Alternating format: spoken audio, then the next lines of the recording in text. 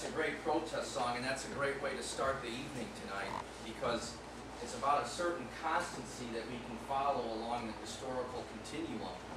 The constancy of course, exploitation and war and dishonesty from power, and how that dishonesty is summoned for certain exploitative purposes, whether it be against labor or young men and women in the military.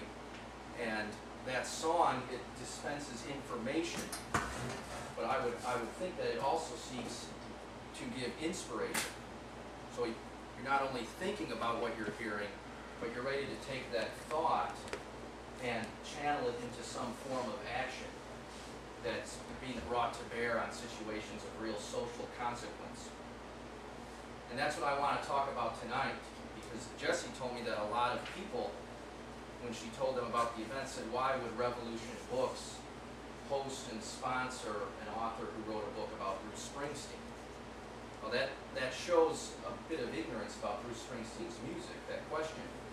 But it also is a perfect, the answer to that question presents a perfect opportunity to discuss how art has the power to elevate a person's consciousness, and the impact and the value of art for enlivening democratic energies and instituting some form of action on the part of the populace to balance the action on the part of the powerful. And that's a constancy we can follow, but to be able to understand that constancy and follow it, we have to condition ourselves such that we can understand our current historical moment. Because art has been with us throughout history. It's one of our last renewable resources, and it's always been a renewable resource for inducing joy, for inducing meaning, and for inducing trauma when necessary. And working people, poor people, have relied upon art as the chief means of their expression.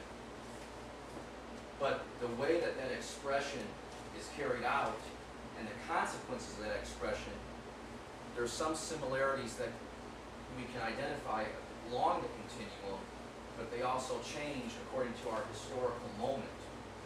And our current historical moment captures two things. First, it captures how in history, progression and regression, triumph and terror are wedded to each other in a very, unlike Kevin and Debbie, very unhappily wedded to each other.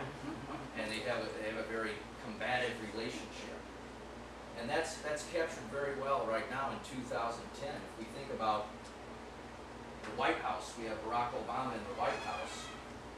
And to have a black man in the White House demonstrates a moral triumph, a historical triumph, especially considering that 50 years ago, we couldn't even have black people in this room.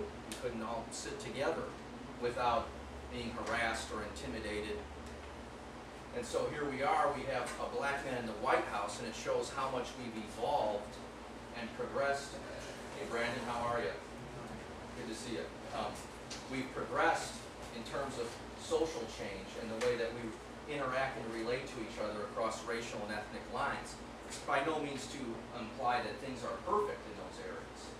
We haven't reached a sociological utopia, but it is a certain sign of progress. However, the hope and the excitement surrounding the election of Barack Obama, compared to where we find ourselves now, demonstrate that American politics in many ways is dead.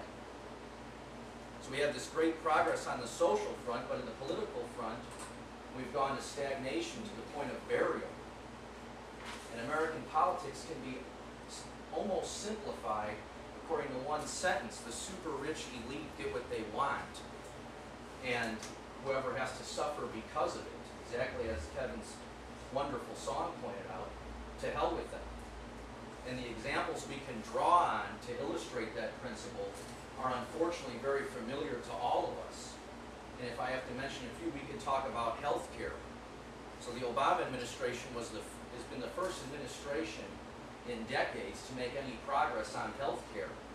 Yet we know, all of us know sitting here, that the health care reform bill was in large part designed, implemented, implemented and influenced by the health insurance agency.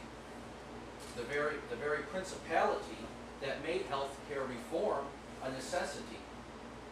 Okay, so we don't have significant price controls on health insurance.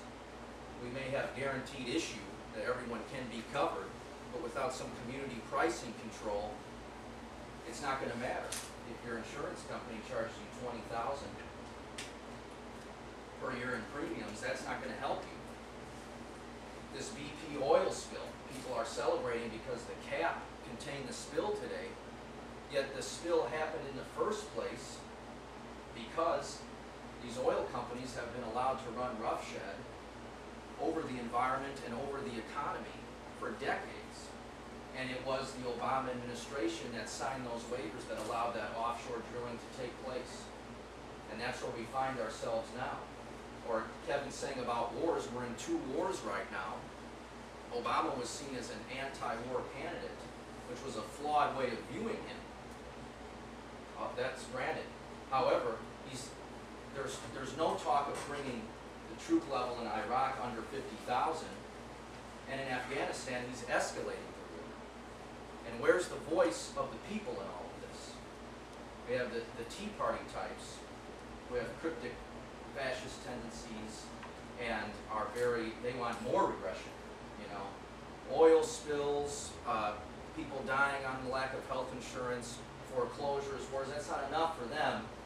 You know, Obama's a socialist, so we need to go further back to the Middle Ages or something. And it's easy to make fun of them, but we also have a left that needs to be energized, mobilized, and galvanized, and that's non-existent right now in the mainstream, and that's why places like this are important. So these are just a few examples illustrating the death of American politics, and that's a very, it sounds like a harsh thing, but it's a very important realization and understanding we have to find ourselves with if we want to move forward and try to enact some social change, that the traditional methods of social change are no longer accessible, and the traditional levers of power that can be pulled are no longer with us.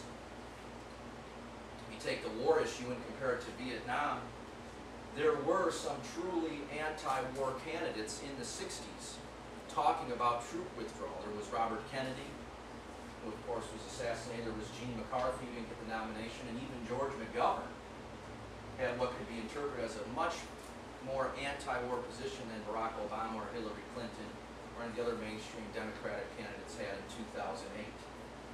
So in the 40 years that passed, we both find ourselves in those moments in unjust, unnecessary wars, but a very different political response to those wars.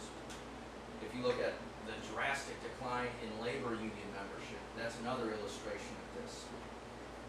So we could go on, ticking off the examples. But I know that Jesse wanted to keep me under a certain time limit.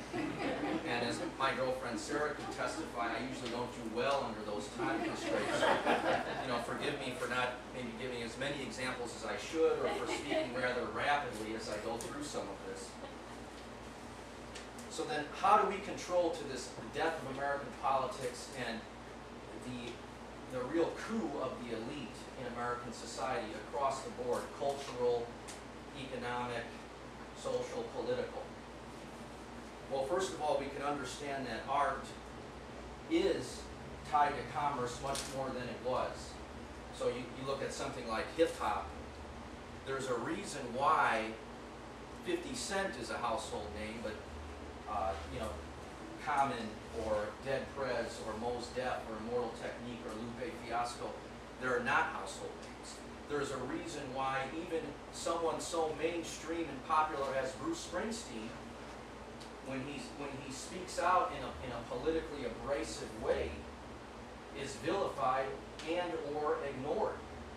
Or you think about someone as benign as the Dixie Chicks making an unfriendly comment towards President Bush and being censored across Clear Channel, which monopolizes FM radio.